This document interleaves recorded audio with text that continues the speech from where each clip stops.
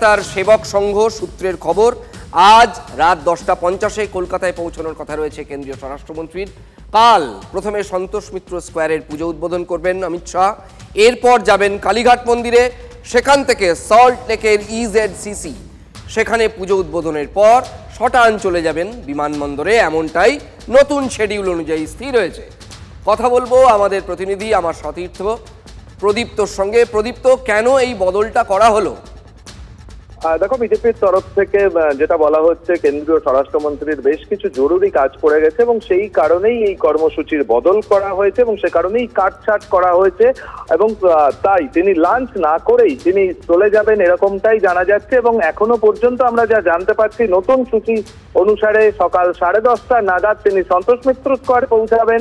সেখান থেকে 11:15 কালীঘাট মন্দির এবং কালীঘাট মন্দির থেকে EZCC-তে পশ্চিমবঙ্গ সংস্কৃতি মঞ্চের যে পুজো হচ্ছে, যারা পুজোর আয়োজন করেছেন বিজেপির কর্মকর্তারা, সেই 11:45 তিনি EZCC-তে যাবেন এবং সেখান থেকে উদ্বোধন সেরে সরাসরি কলকাতা বিমানবন্দরে যাবেন এবং তারপর তিনি দিল্লি ফিরে যাবেন। কিন্তু গতকাল আমরা দেখেছিলাম যে কুণাল ঘোষ তিনি একটা কথা বারংবার বলছিলেন যে দক্ষিণ কলকাতার সেবক সংঘের পুজোয় লোকজন হবে না এবং সেই কারণেই তিনি যাচ্ছেন না। যদিও আজ সকালে বিজেপির প্রাক্তন রাজ্য সভাপতি সুকান্ত মজুমদার তিনি জানিয়েছিলেন দক্ষিণ কলকাতা উত্তর কলকাতার দুটি পুজোতে তিনি থাকছেন, কিন্তু শেষ পর্যন্ত গতকালে কুণাল ঘোষের বক্তব্যই কিন্তু মান্যতা বলল, অন্তত সূচি অনুযায়ী। যদিও বিজেপি তাকে গুরুত্ব দিতে নারাজ, তাদের বক্তব্য একেবারেই কেন্দ্রীয় স্বরাষ্ট্রমন্ত্রীর ক্ষেত্রে তার বেশ কিছু জরুরি কাজ করার জন্যই এই বদল বারংবার করতে হচ্ছে। বেশ, অনেক ধন্যবাদ প্রদীপ্ত। ভিভিআইপির কর্মসূচিতে কখন কি বদল আসে তা আগে থেকে কারো পক্ষেই বলা সম্ভব নয়। এই বদলের গূঢ় কারণ কি নিশ্চয়ই পরে জানা যাবে এবং বিজেপি সেটা অবশ্যই ভালো জানে।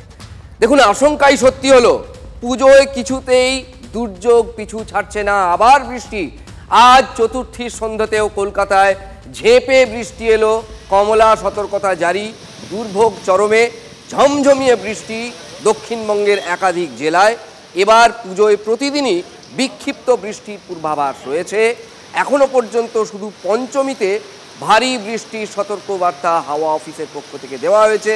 কিন্তু এই যে বৃষ্টির জোর দেখতে পাচ্ছি, এটাকে বলা হয় যে বৃষ্টির যে বেগ দেখতে পাচ্ছি, যা বৃষ্টির যেমন হাবভাব, তাতে একেই বলা হয় it's raining cats and dogs.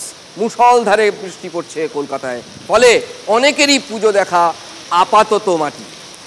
দুর্গাপুজোর আগে যাত্রী চাপ সামলাতে বড় পদক্ষেপ, গুরুত্বপূর্ণ পদক্ষেপ। শিয়ালদা স্টেশনের 1 নম্বর প্ল্যাটফর্মে নতুন প্রবেশদ্বারের উদ্বোধন করা হলো। প্রফুল্ল দ্বার খুলে দেওয়ার ফলে মূল গেট এবং মেন লাইনের প্ল্যাটফর্মে চাপ কমবে। 1 নম্বর গেটের কাছে 9টি নতুন টিকিট কাউন্টারও চালু করা হয়েছে। তার সঙ্গেই থাকছে QR কোড ব্যবহার করে টিকিট বুকিংয়ের সুবিধা। পুজোর 5 দিন শিয়ালদা উত্তর এবং দক্ষিণ শাখায় 31টি বিশেষ ট্রেন চালানো হবে। আড়িয়াদহের ত্রাস, জয়ন্ত সিংকে আপাতত জেলেই থাকতে হচ্ছে। জামিন পেল না জয়ন্ত সিং। মায়ের শারীরিক অসুস্থতার ভিত্তিতে জামিনের আবেদন করেছিল জয়ন্ত। মেডিকেল গ্রাউন্ডে জামিনের আবেদন খারিজ করল কলকাতা হাইকোর্ট। লিগ্যাল পয়েন্টে শুনানির পর জয়ন্ত সিংয়ের জামিনের আবেদন বিচার করবে আদালত। পরে শুনানি 31শে অক্টোবর।